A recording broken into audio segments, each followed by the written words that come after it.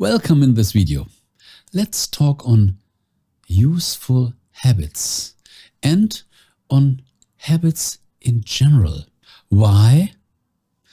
When we imagine that our life is dominated by habits, more than 80% of our actions, and I think even more than 99, are dominated by habits, not by our will, not by our free will.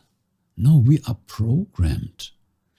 And as nearly all the actions are driven by habits, so this means we are talking on the pilot in us. Some people call it the autopilot. And this autopilot consists of programs that he learned in the past. And a lot of things were good in the past, but they are no more needed now. Wherever you are, in this moment, you are because of the result of your habits. And when you are not content where you are, when you want to be somewhere else, then to get there, you can't use the older habits. We need new habits. This is what I call the useful habits.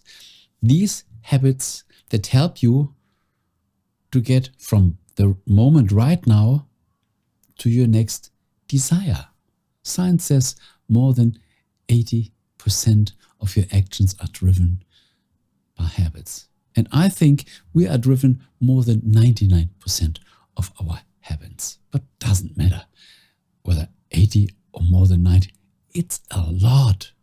It's much more than you can control, because a habit means something happens automatically, natural. It became your nature. And when you really want to come from here to there, and you realized, I can't get from here to there, these are your habits, your paradigm. And all these habits are stored in your subconscious mind. And some people say, sure, let's reprogram the subconscious mind. It's not that easy, because we have to learn this first. You can't say, I reprogram my subconscious mind to be the best piano player in the world. I reprogram my subconscious mind to be the best piano player in the world. And I make all affirmations and I never touch the keys of the piano. You understand quite quickly, this doesn't work. It's not just reprogramming. Reprogramming means learning the skill, make the training again and again that you really are able to do. When you have a driver's license, when you are a pilot, when you are an actor, you are just using your habits that you once learned before, not by reprogramming the subconscious mind. You did learn this.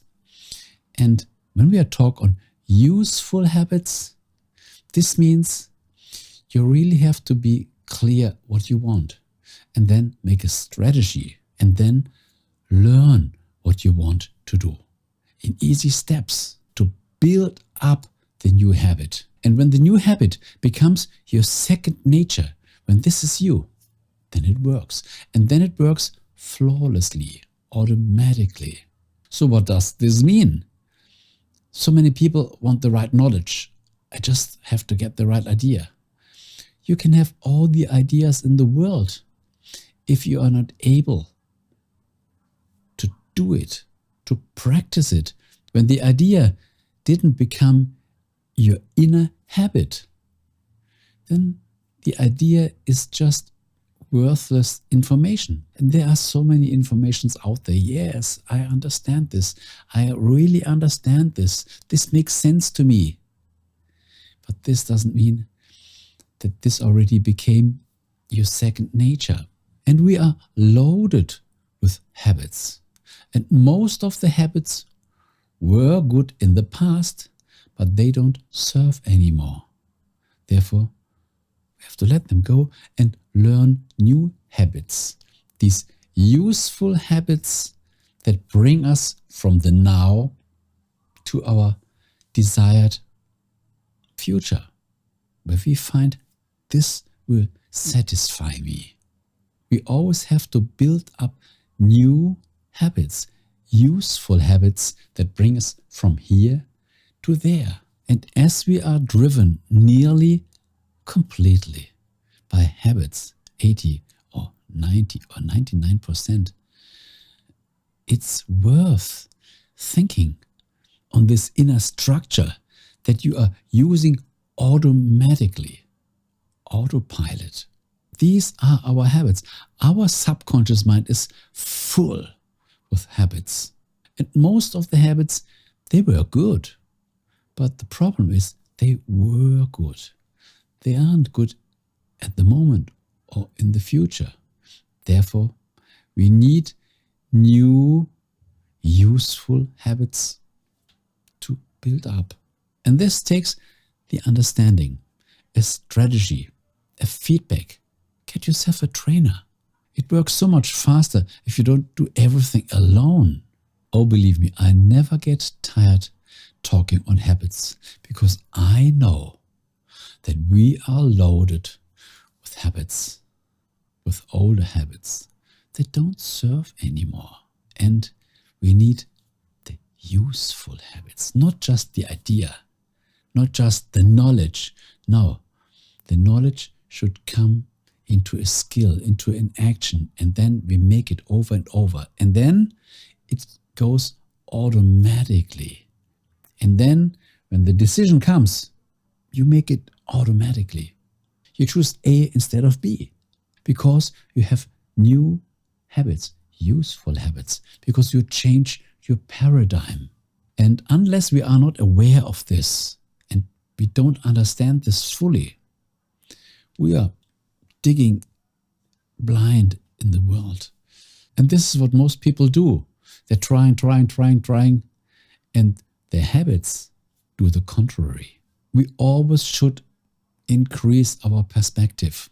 We should reflect. We should reflect and get feedback as much as we can. Most of the actions are habits, 80 or more %. Don't trust your habits. Many people say, oh, I trust on my gut feeling. The gut feeling is just the accumulation of all your habits. Don't trust your habits because your habits brought you from the past to the now. But to enter the future, and the future in the desire that you really want, you need new habits. And we should build them up. And they will work for your actual desire. This is the magic of our habits. They are wonderful. When you once use the right habits, they bring you automatically to your goal. But when you have a goal in your mind and you always run against an imaginary wall, I can't get this. What's going wrong? Then, believe me, you use older habits that are not built to get to your end result. And we should never say, God doesn't want that I do this. This has nothing to do with God. God says you can do whatever you want.